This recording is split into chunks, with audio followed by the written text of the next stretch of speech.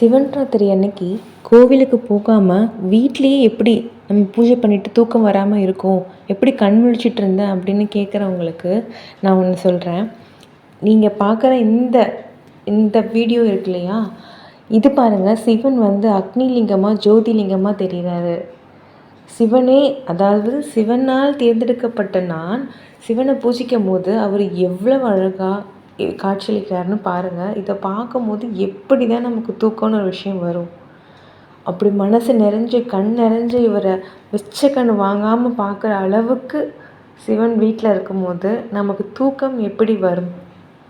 சிவனும் நானும் அந்த இரவு முழுதும் ஒருத்தரோட ஒருத்தர் கனெக்ட் ஆகி மனசு அப்படி நிறைஞ்சிருக்கிற சிவராத்திரியை இனிமேல் எப்பயுமே ஒவ்வொரு வருஷமும் நம்ம மிஸ் பண்ணவே கூடாது.